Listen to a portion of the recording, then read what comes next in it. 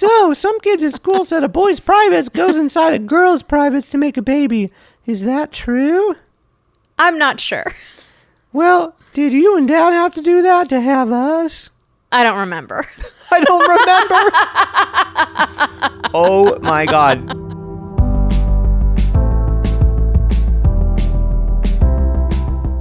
Hello and welcome to the Pillow Talks podcast. We're your hosts, Vanessa and Xander Marin. I'm a sex therapist with over 20 years of experience. And I'm just a regular dude. We share the ups and downs in our relationship while giving you step-by-step techniques for improving yours. Make sure you subscribe for your weekly double date full of totally doable sex tips, practical relationship advice, hilarious and honest stories of what really goes on behind closed bedroom doors, and so much more. It's the sex education you wish you'd had.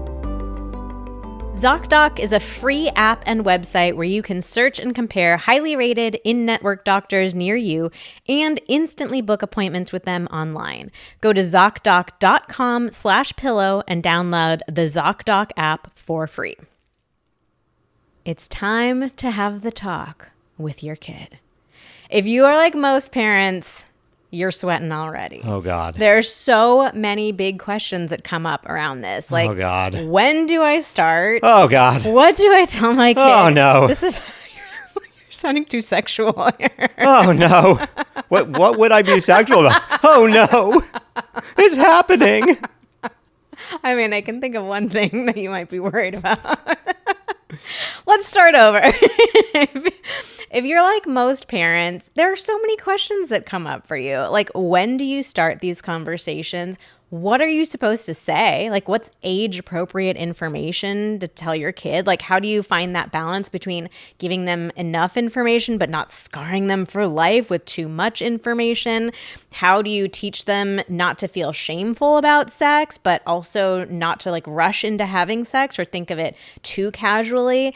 And a lot of us bring a lot of our own baggage into these conversations too. Like, how am I supposed to have this conversation with my kid if I never got a talk with my parents? Or my parents gave me a terrible talk and I know I don't want to do that, but I also don't know what's the alternative. Yeah, you don't have any good example. And we ourselves might be struggling as adults with our own like shame, embarrassment, general sense of awkwardness and discomfort with sex. Maybe even things you haven't figured out entirely when it comes to sex. Yeah, or maybe you and your partner like don't talk about it openly in your own relationship.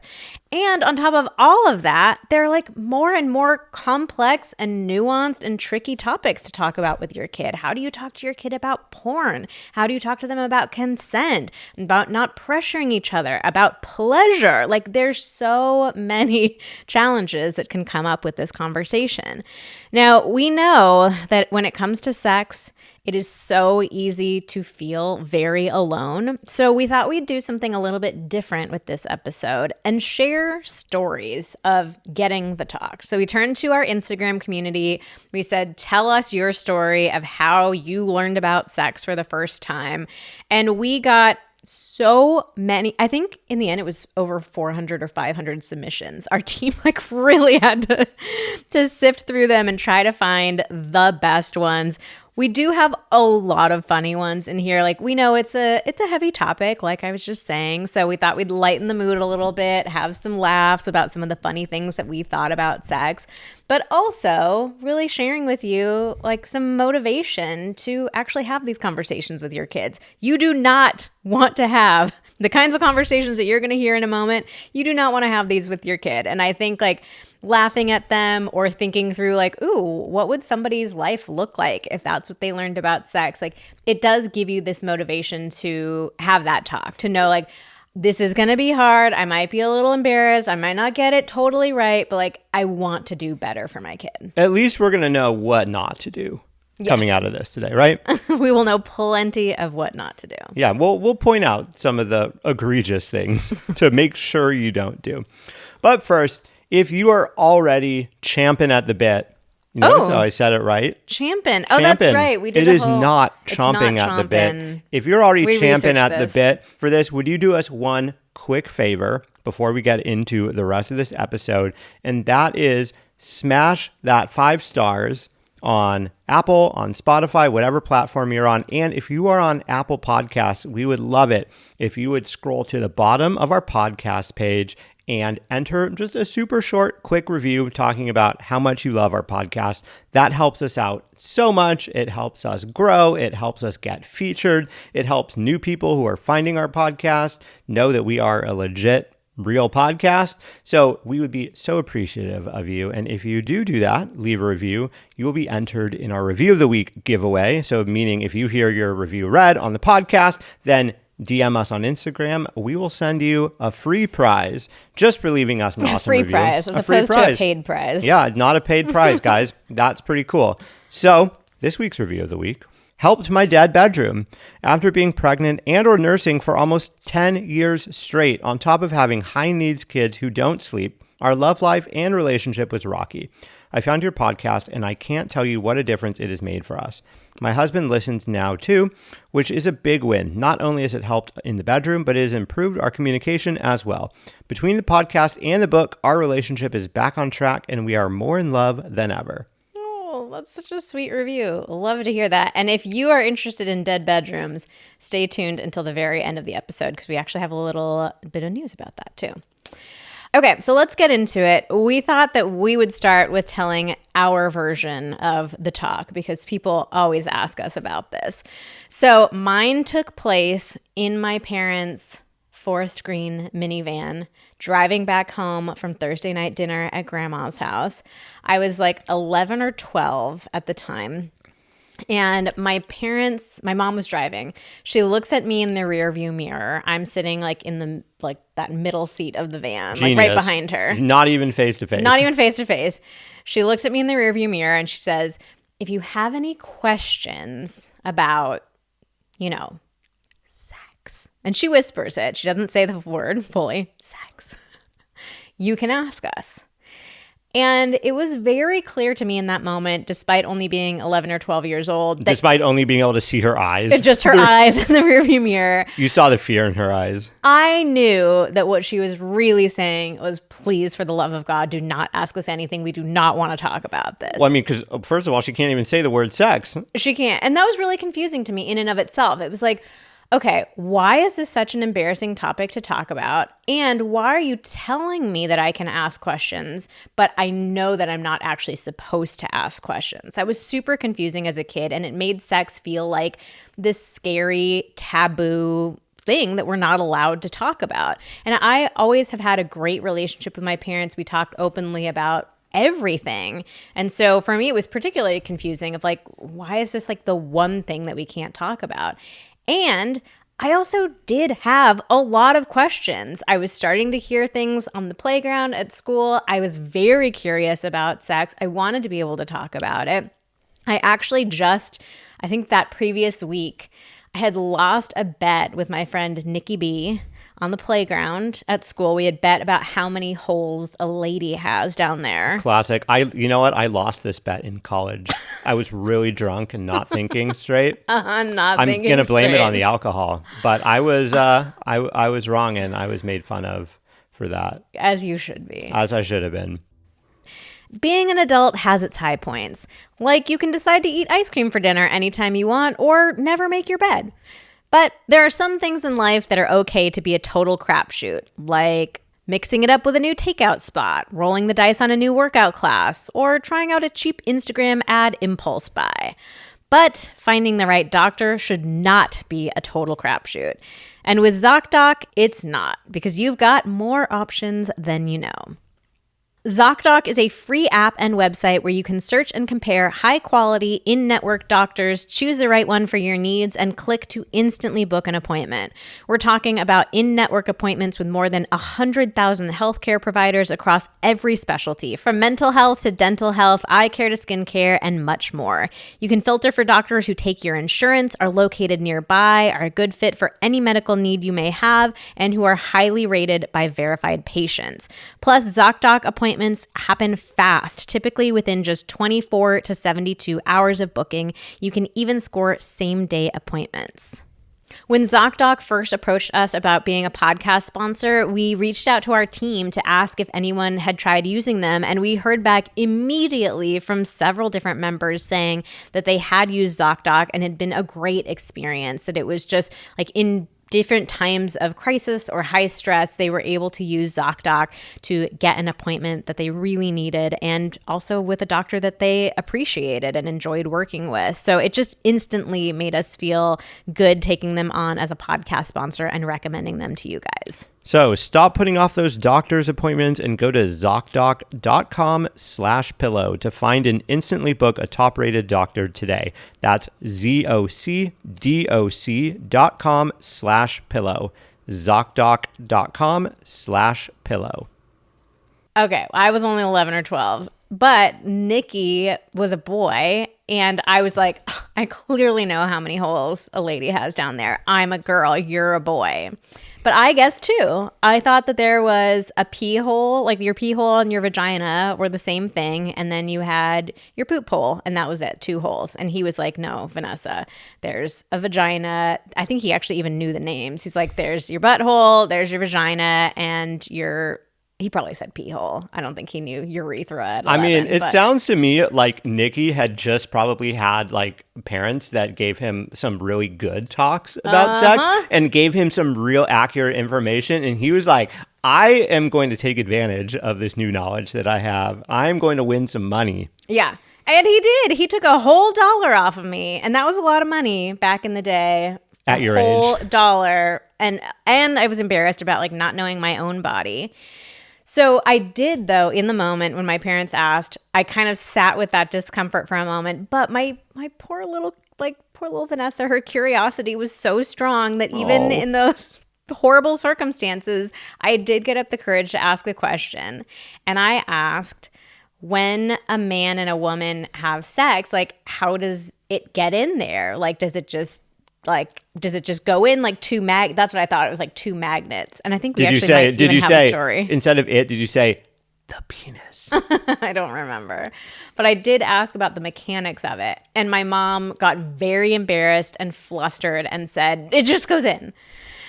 And so I remember like when I started having intercourse, I was very confused about like, wait, like it's not just going in. The magnets are not working. What's going on? Oh, no. And when I had like partners who would use even for years of being sexually active, like if they were using their hand as you need to like figure out where to go, I was really confused about like, does this mean something's wrong with me, that it's not just going in? Why do they have to use their hand? It was very confusing. So that was it. That was my one and only conversation. I'm the oldest of 3 siblings. I know they did better for each sibling. My siblings got books. They got multiple conversations, but I just got the one talk in the van. Yeah, well, I mean, you went to college first, and they found out that you were a human sexuality major, and they were like, "Oh God, I see what we've done here. We better shape up." Really, I mean, they were having the conversation with my siblings way before I went to college.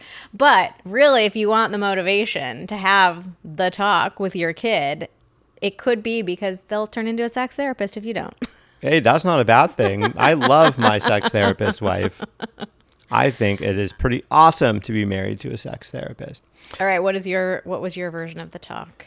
You know, I think that I do want to give my parents some credit. And they might be listening to this. I'm not sure. If you are, guys, I'm curious to hear your version, you know, if you want to call me and let me know. But so I think that they probably did do a good job about the sort of like mechanics of sex. Just like conception and how bodies work. I feel like I was not super confused about that stuff, about just like the mechanical aspects of it. I didn't have any misconceptions from an early age about like, you know, a stork delivering babies or anything like that. So I knew that part. And I do think that from, I want to say like 5th grade, I think that we had some, you know, kind of like light sex ed in school where we would watch videos about, you know, you're changing bodies and whatnot. And so all that stuff, you know, it's very focused on mechanics, how it actually works, how childbirth works, how pregnancy works, etc. So I felt like pretty comfortable about that. And I think that even we probably had some discussions at home, like after I would see those movies in school. So that part was all, I think, probably normal to good. However, I don't think there was not really any discussion about like sex as it related to me. or, anyone I might be wanting to do it with. Nothing about sex or masturbation or porn or, any of those other topics. I do think, I don't know how old I was, probably like 14 or 15, I want to say. My dad kind of sat me down once. I remember exactly where we were sitting at the dining room table. I was old enough where I was like horribly embarrassed about it. So like that's a sign it was probably too late. I was horribly embarrassed about it. I felt like I already knew enough. And my dad, I don't think he really said that much to me. I feel like he was trying to, I think giving him credit, he was trying to send me a message about like how like I shouldn't, like guys can be overly worried about penis size. And somehow what I took away from that was, oh shit, I better be worried about this or something. I was like, what was my dad trying to tell me? It was kind of confusing. And so, yeah, just not a great experience. I think I came away more anxious. Honestly, thank God for my friend's parents. This guy, Jordy, that I was friends with in middle school, his parents had gotten him one of those books, like for preteens or, young teenagers or something, kind of like, and it was sort of like written by older teens for younger teens. And so there was a lot of like stories of, like kids' own experiences and stuff. And I remember a number of times like being over at his house and like reading a lot of that book, but like I wanted to read all of it, but it was also, I had to like kind of like quickly read little bursts of it because it was like, kind of weird to be at someone's house and be like, hey dude, I'm just going to read this book for 2 hours. So, but I mean, thank God for that. Honestly, that's where I kind of like just understood a lot of like, okay, these are the types of activities that people do. This is how it works. Like this stuff is this is how it happens. Enemies to lovers, chance encounters, a slow burn, or friends become more. Whatever your favorite romance trope, Dipsea has a spicy audio story just for you. Dipsea is an app full of hundreds of short, spicy audio stories. They bring scenarios to life with immersive soundscapes and realistic characters. Discover stories about second chance romances, adventurous vacation flings, and hot and heavy hookups. And there's a growing library of fantasy series with werewolves, Greek gods and goddesses, Regency era historical fiction, and fairy smut to explore the bounds of your pleasure. New content is released every week, so in between listening to your favorite stories again and again, you can always find something new to explore. Dipsea offers a modern approach to romance through high quality and captivating audio fiction. For listeners of the show, Dipsea is offering an incredible extended 30-day free trial when you go to dipseastories.com/pillow. That's 30 days of full access for free when you go to dipseastories.com/pillow, dipseastories.com/pillow. Okay, so let's get into our submissions. I was in 4th grade and I kind of knew what sex was, but when my mom told me the penis goes in the vagina, I was mortified. I thought it laid in there like a hot dog in a bun. You are not alone in that. That is, I think, a very common idea. I mean, yeah, I can totally understand this as a kid from an anatomical perspective. Kind of makes sense. You are, if you're looking at your vulva, you don't necessarily see that there's a hole that goes deep inside. What you see is more deep inside. Wow. Oh God. I mean, yeah, what you see more of is like, oh yeah, okay, I understand how this could be like a hot dog bun situation. All right, another person said, my single parent dad took me, a 14-year-old female, out to a Dakota steakhouse to give me the talk. Oh wow, I feel like going to a restaurant already. I haven't even read the rest of this. Already, this is a bad idea. I can see how the dad maybe thought this was a great idea because your daughter can't like run away to her room or like, you know that she's going to be embarrassed, but you know that she's also not going to make a scene out at a restaurant, right? So I can see how it was like, oh, this is a good idea. Like she's going to be stuck here with me and she's going to have to listen, but I can also see how this could just go horribly wrong. All right. He's a loud guy, and it was a loud restaurant, so his voice was booming as he tried really hard to talk me through it. Points for effort, but that was horrifying. Oh. Yeah, that's a tough one for sure. Yeah, I would imagine that you were sitting there, you were hearing it, but you were more thinking about the volume of his voice and what other people around you were hearing. And I bet you probably didn't take very much away from that conversation. I would have loved to be the people at the next table, like overhearing that. That'd be so fun. Oh, I mean, your superpower is like being able to overhear conversations. I'm a really good eavesdropper. Whenever we're out at dinner, especially like a fancy place where it's like, you know, a lot of date nights, Vanessa's always like, oh my God, can you like hear this couple next to us? I'm like, I can never hear it. I can barely even tell what song is playing on the speaker, you know, the background music in the restaurant. But yeah, Vanessa's a champ. Okay, here's the next one. My best friend's mom once told her and I not to use condoms because if we did, they would stretch us out. And one day our husbands would just slide right in, and that's no fun. What? I cannot fathom a parent telling their child not to use condoms. Yeah, especially like a teenage child. Like you're just inviting a teen pregnancy here. Oh, that's horrible. Wow. Don't do that. Definitely yeah, don't please, do that. please don't do that. Let's teach about proper protection and proper decision making. Yeah, proper decision making. I get that. Yeah, a lot of parents don't. You know, of course, you want your kid to wait. You want them to be in a committed relationship, for there to be love and trust. Like you want your kid to have a good first experience, right? So that makes sense, and you absolutely can teach your kid great decision making skills without terrifying them about the potential consequences of sex and without giving them completely inaccurate, horrible information that is way more likely to lead to some serious consequences. Yeah, also, like, don't... I mean, I'm not saying that you should terrify your kids. I understand why people might want to try to terrify their kids, but if you're going to terrify your kids, terrify them about sex, not about the protection. That just doesn't make sense to me. Well, but also just don't terrify. Yeah, your also kids about just don't sex. do it. Don't do it at all. Please don't. Okay, here's a doozy.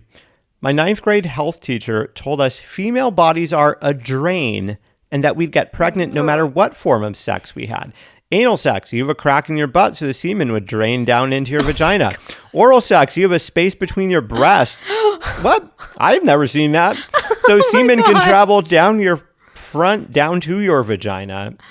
Wow, you the health teacher too. This should not be. God. This should not be legal. It should not. This should not like this. This person should go to jail for that. That is horrible. It's really horrible and so shameful too. Like, I mean, as women, we get taught so much crap about our bodies. Like to teach little girls that their bodies are like a drain. Like that's gross. All I think of is like, you know, a clogged drain, the hair is getting stuck in it, like having to put drain out. Like it's just not a flattering comparison at all. And also this is of course like completely like medically factually incorrect. Oh God. Also, was this a male or female health teacher? I feel like this was a man. No. I feel like this was a man. I hate to say it. I have trouble believing that any woman would be able to say that, but who knows? All right. My mom told me the boy pees into the girl. Oh. I guess she was like, let me not try to explain semen. I was horrified. My mom denies this ever happened, but it's burned into my memory. I love how she how she denies it. I didn't say that. I never said that. I mean, I know it's tough to explain ejaculation, semen, you know, definitely one of those things where parents are like, well, I'm not sure like what is age appropriate to say, but telling your kid that it's kind of like, peeing into you, like that's not a I wonder great way to describe I do wonder if the mom did describe it.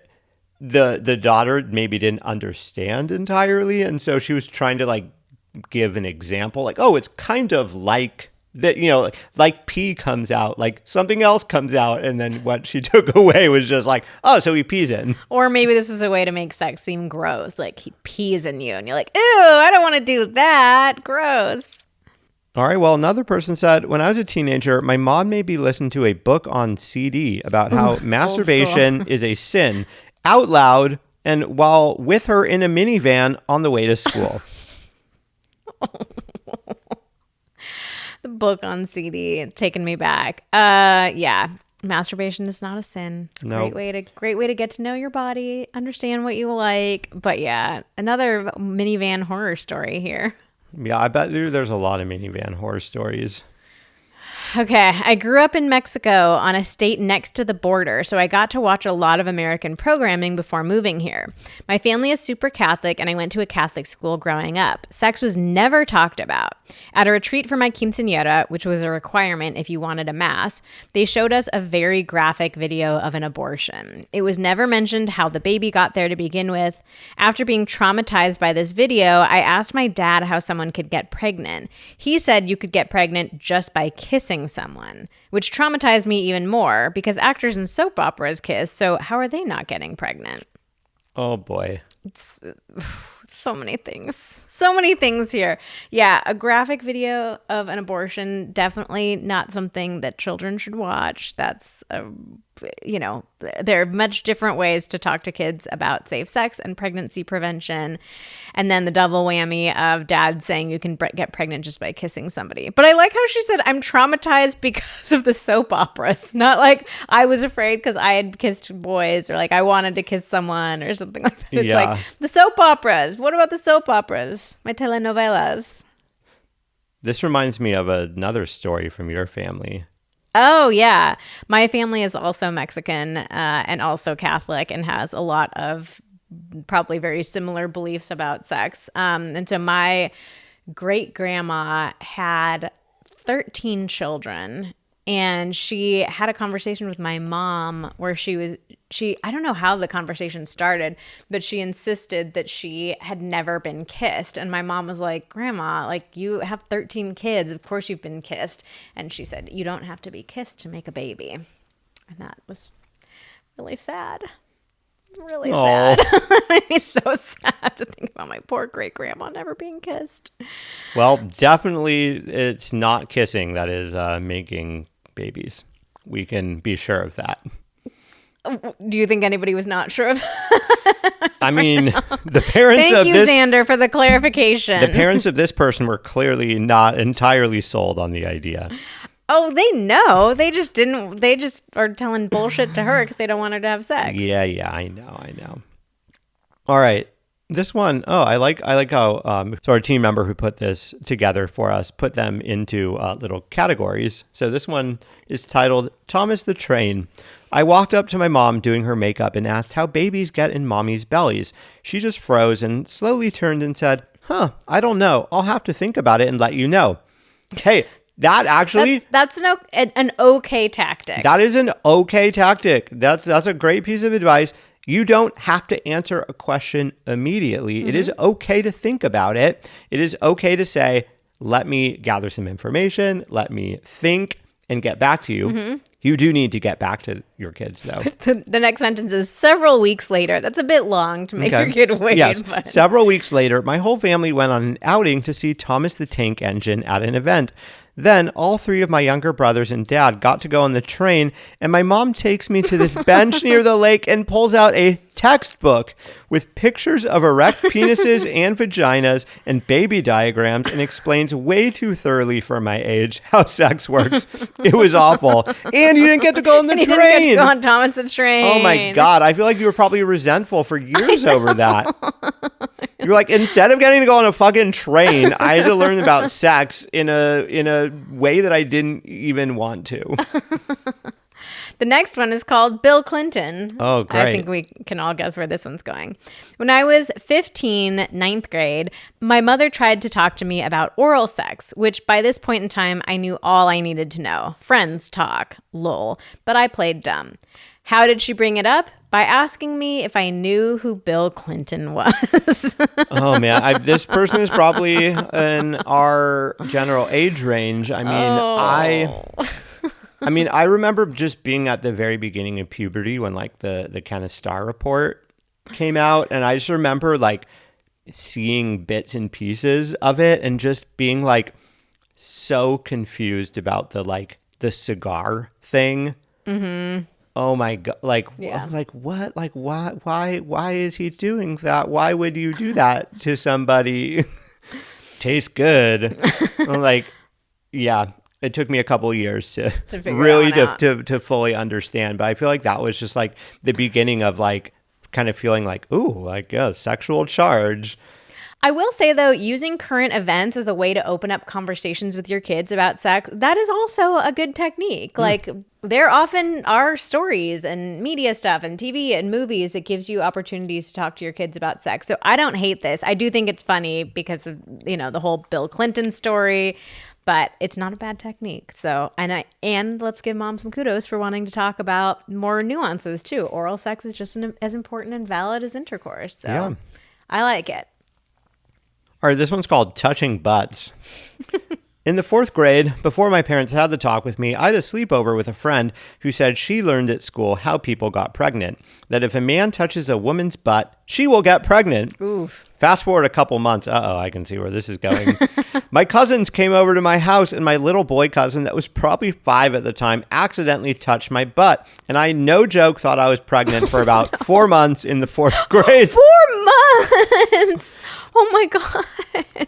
I want to emphasize the importance of parents talking to their children when they start to get curious and not when they hit puberty. Oh my God. 4 months is such a long time for a kid to think you're pregnant. Man, that's scary. And you probably felt totally alone. I mean, obviously you didn't say anything to anyone because if you had said something, you would have found out immediately that 0% chance you're pregnant. So that's really sad. You were really alone and scared and ashamed. And this is some serious motivation for talking to your kids about sex because you don't know what kind of crap their friends are telling them. You gotta be the one talking to them. Oh, yeah. I mean, hey, this reminds me of a story, too.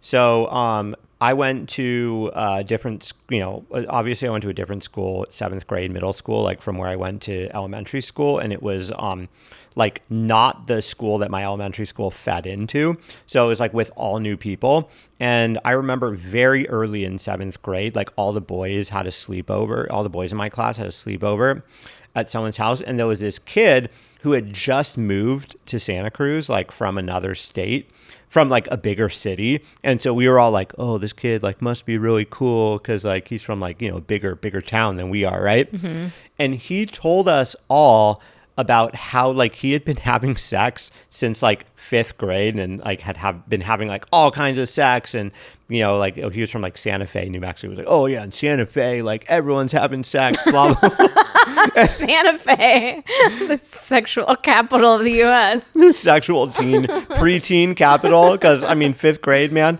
that's way preteen. So no one had any talks with me about sexual activity and when that actually starts. And I was just like, I 100% believed him. And I think every other guy there did too. And he told us like, oh yeah, man, like, oh, like we're all going to be like having sex with girls like in our class this year. Like, and so it was just this like whiplashy experience. I remember, I think I went into 7th grade being like, it would be so cool if I like kissed a girl this year.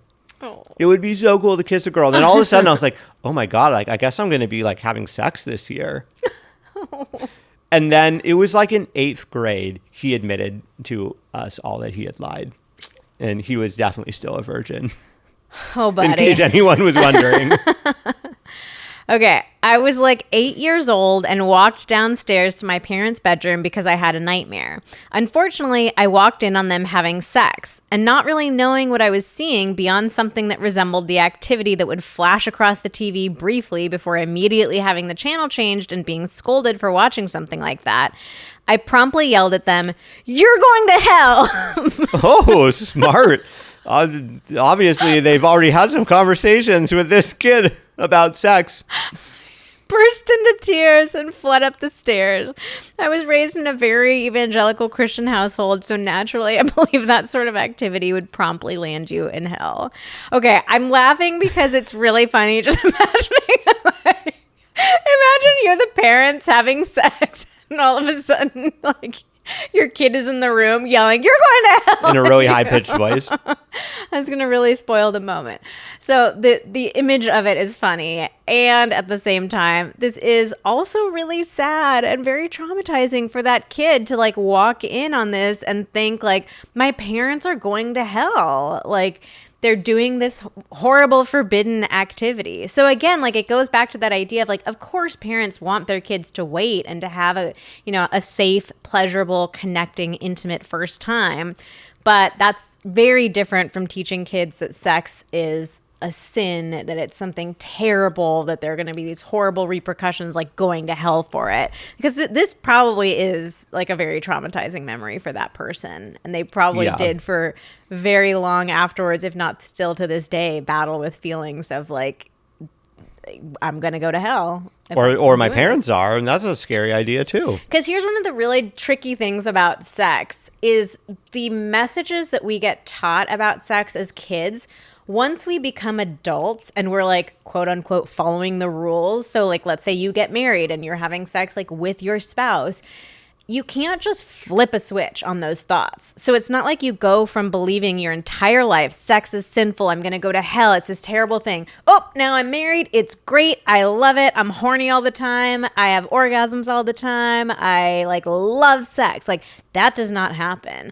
Those beliefs that you're taught young, they get in early, they get in deep, and you carry that shame and trauma with you for the rest of your life. Even if the clear message is, once you are married, it's fine. Yeah, you still hold on to that shame of like, this is a horrible, shameful, dirty, taboo act.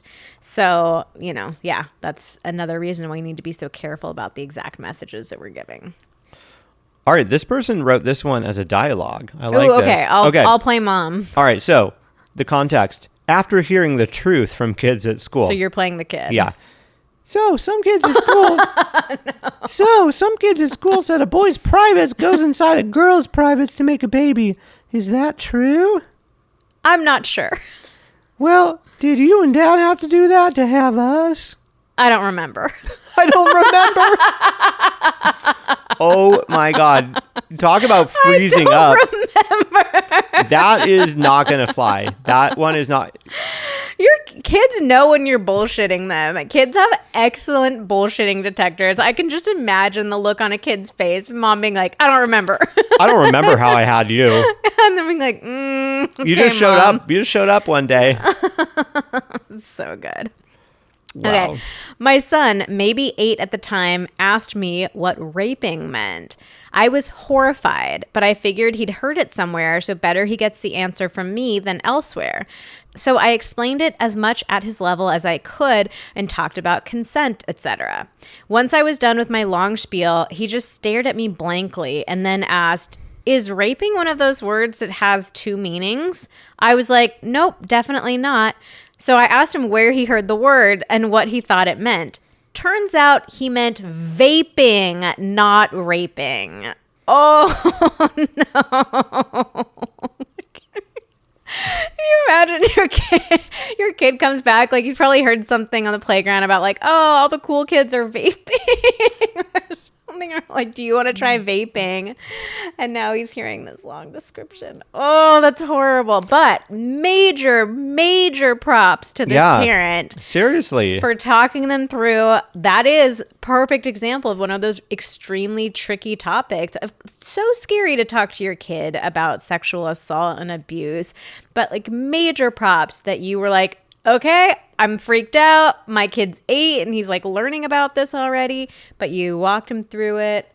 Props to you. That's a big win. But yeah, just a little confusion on the specific word. And also great job too of pivoting when it was like obvious that there was some disconnect. Yeah, in what you this shared. Is great. And then great instead of being like, because I feel like a lot of people would just be like, oh my God, well that was so awkward. Let's just like end this conversation and pretend nothing happened. Instead, you got curious and you were like, hold on, like tell me where you heard this. Yeah. What do you think? What did you think it meant?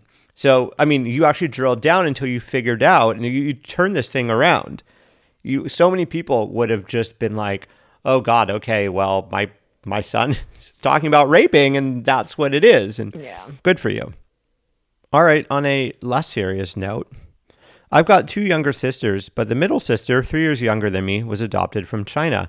When the next sister came along, 6 years younger than me and biologically my sister, I was very confused about how the baby got into my mom's body because in my mind, babies came from airplanes.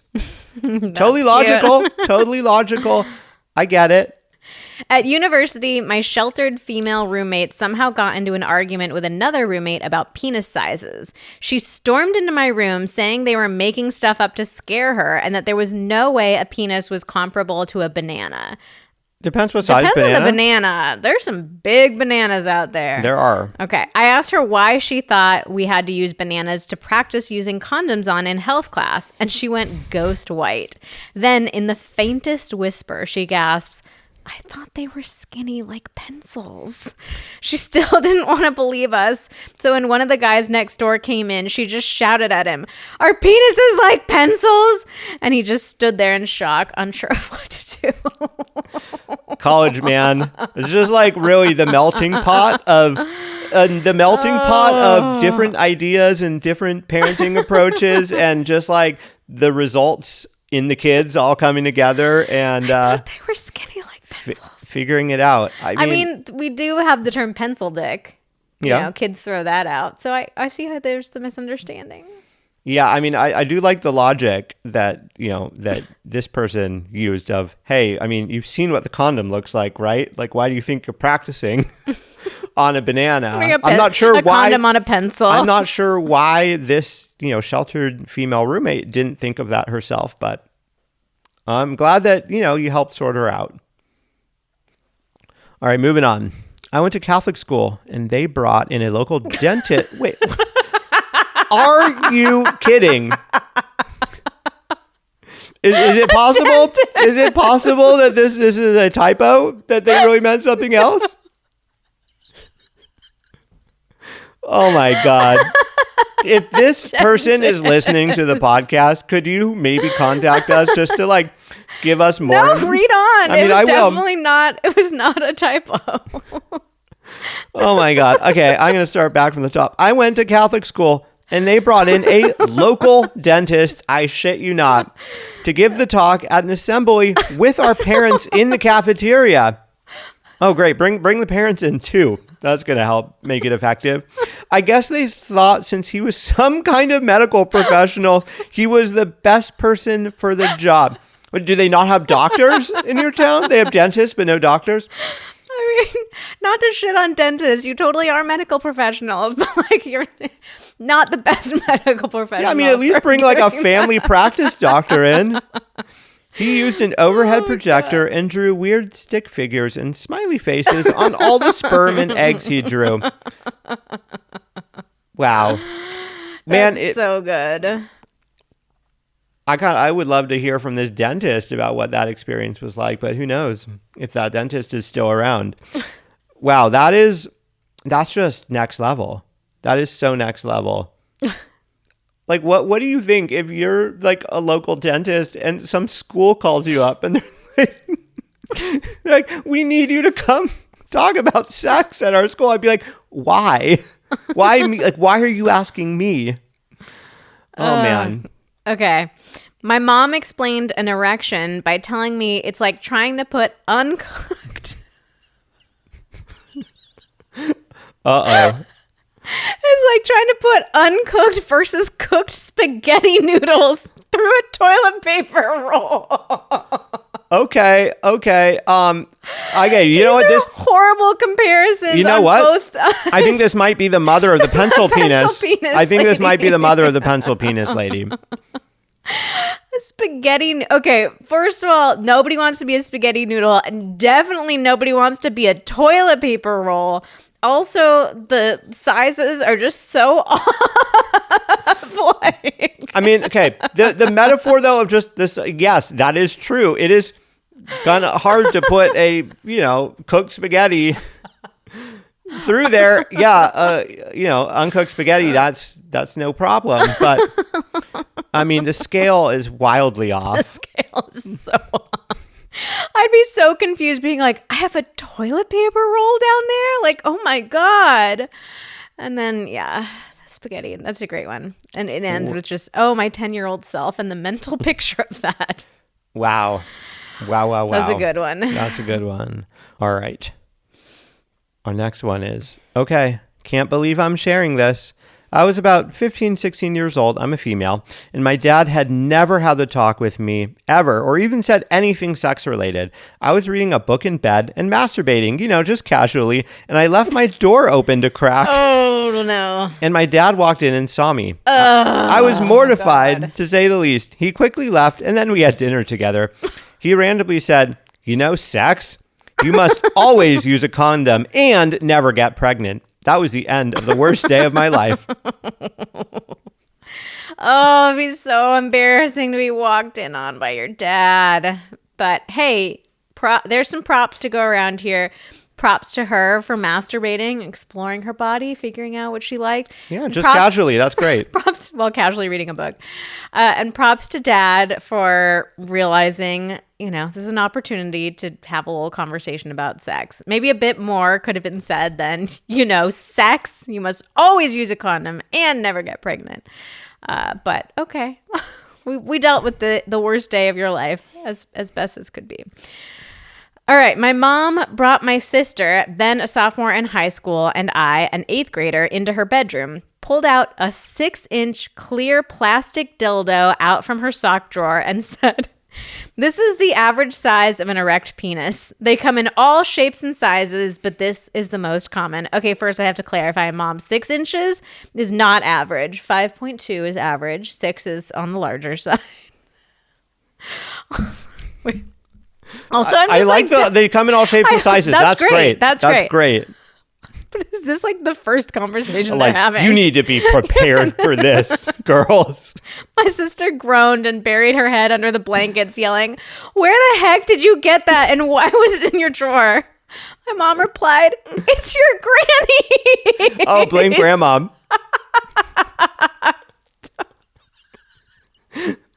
Why? Don't worry, it's been disinfected. She let me borrow it to show you. Sure. She did say it came in handy throughout her marriage. No. Granny's vibrator. Or no, her dildo. Just a dildo. Oh my God. That's really good. That's really good. Wow. The conversation that had to have happened between mom and grandma, or is she just lying? Is she just blaming it on grandma? It's obviously the mother's dildo. Do you think? Why would you have your mom's? Why would you have your mom's? It just sounds like... Why would you lie and say it's your mom's? That's weird. Both options are really weird. There's a lot of weirdness here. This mom really wanted to show her daughters what she thought the average penis size is going to be for some reason. I'm not sure exactly why that was the most essential thing for them to know, but she really wanted that, but she doesn't feel comfortable. She obviously didn't feel very comfortable talking about anything else. So why would she feel comfortable being like, "Let me show you my 6-inch clear plastic dildo"? Both options are bad. So actually, come on over to Instagram. We're at Vanessa and Xander, and tell us which scenario do you think is more likely here. Was it mom's dildo and she's lying for some reason and saying it's granny's? Or was it actually granny's dildo that mom decided to go borrow from her to show her daughters? Yeah, and she also pulled it out of her sock drawer. You don't keep your mom's dildo in your own sock drawer. Come on. I don't know. Let us know what you think. Okay. Our next one is, in first grade, I'm 41 now. I asked my mom what a condom was. She told me we'd talk about it when my dad got home from work. Okay. Delay. Great. So my dad gets home and I ask again. She was hoping you weren't going to ask again. Yeah, she hoped. They sit me down and I get the whole talk about P&V and what goes where and how. Then, and you're 6 years old at this time. My dad says, "And a condom is like a balloon that goes over the penis, so the fluids that come out of it don't go into the vagina and make a baby." Great response, Dad. True. Love it. They did the whole talk, P&V. What? Great. This is all great. Okay. Yeah. Me. "Oh, I thought it was a place where you lived, like an apartment." Condo. I meant condo. That's so cute. Oh, it's condo versus condom. It's an understandable mistake. Vaping, raping, condom.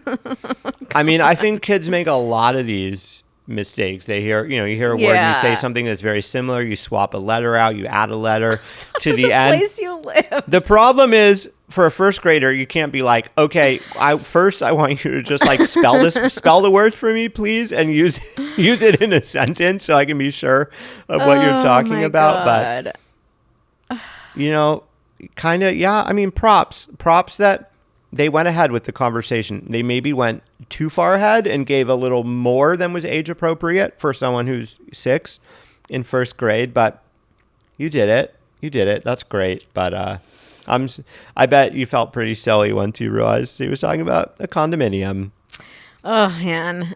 All right. And then our final story is the infamous belly button sex story. If you have not heard this, it floats around on the internet every couple of years, like really picks up steam and then disappears for a little while. But there are a lot of people, and many of them are in the Mormon faith, but not all, a lot of people who thought that intercourse happens in the belly button. And we actually got a number of submissions from people saying, like, I thought this was the case as well.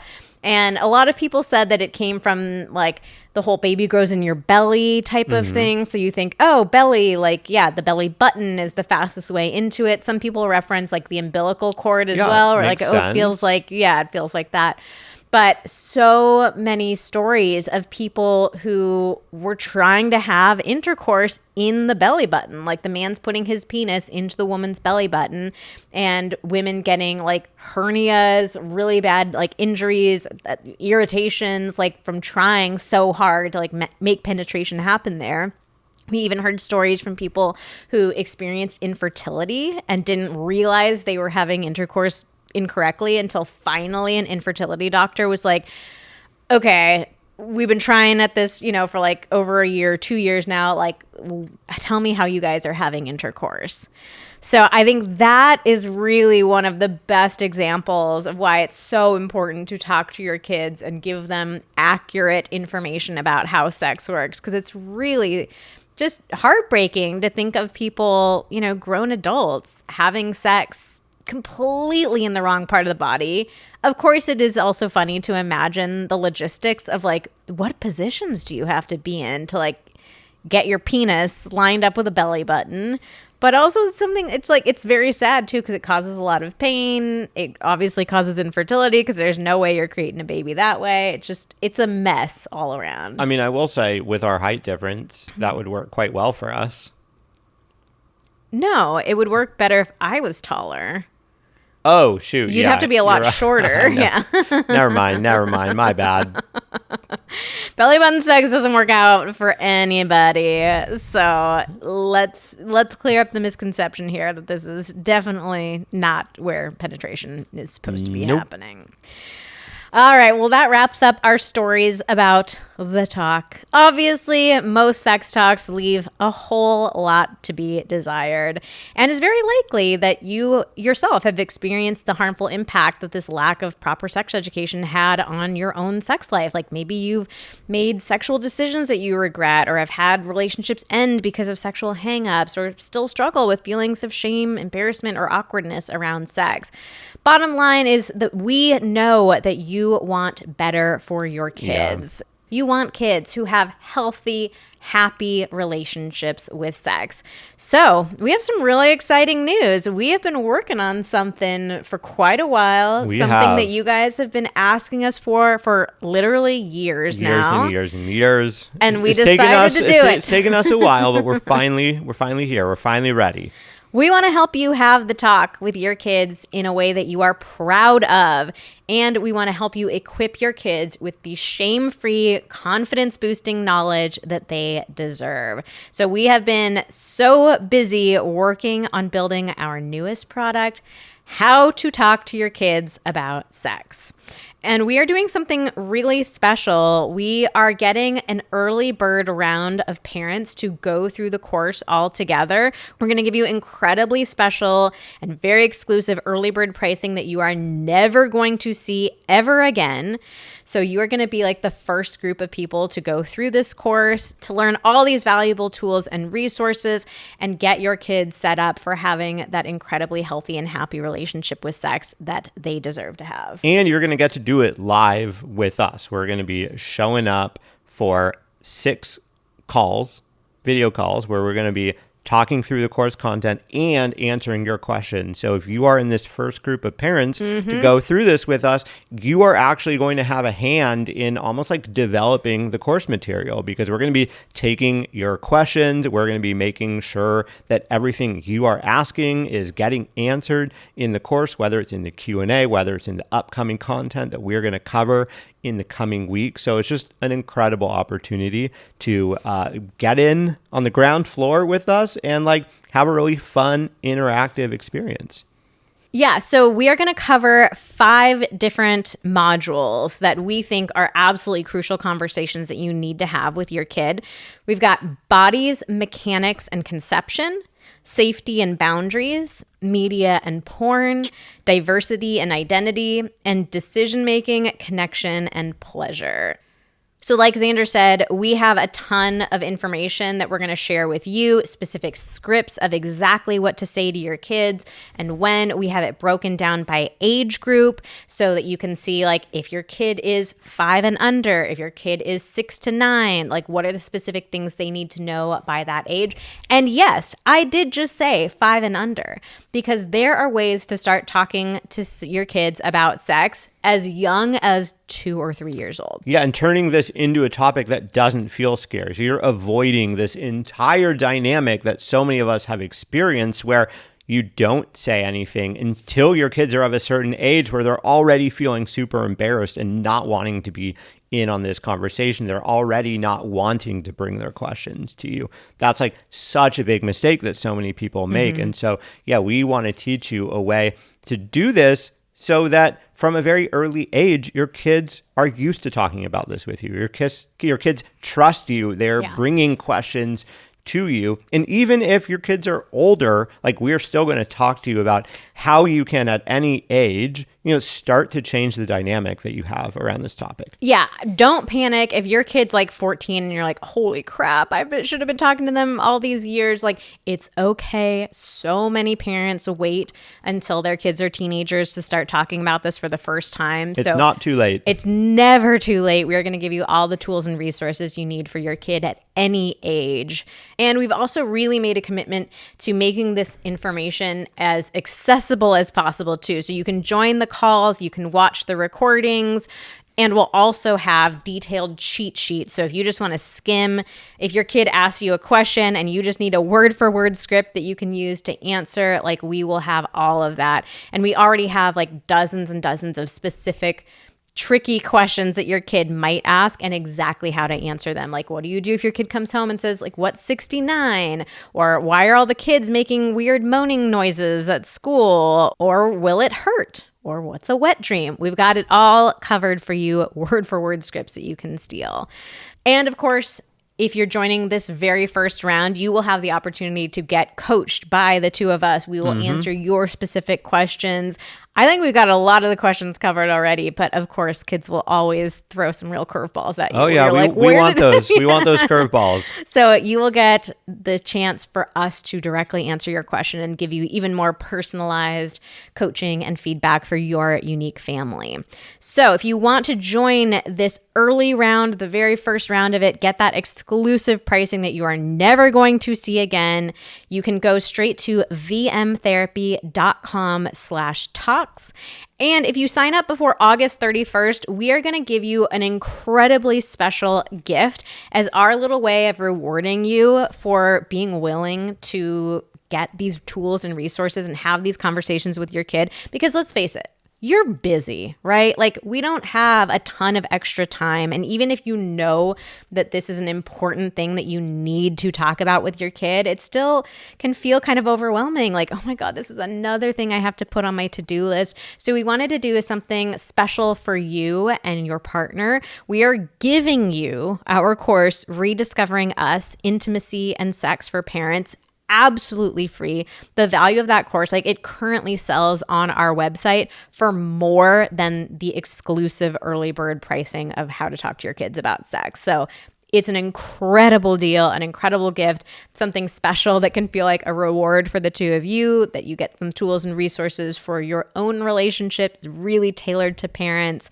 So we're super excited to give that to you. That is only if you sign up before August 31st. So you can go directly to vmtherapy.com/talks. We will also put that link in the show notes, so you can just hop on over there and click it directly. But we would be so excited to welcome you into this first round of parents. We are so fired up about this course. Like, join us and let's break the generational shame cycle around sex together. All right, and that's it for today's episode of Pillow Talks. Thank you so much for listening. Join us again next week when we talk about bringing toys into the bedroom.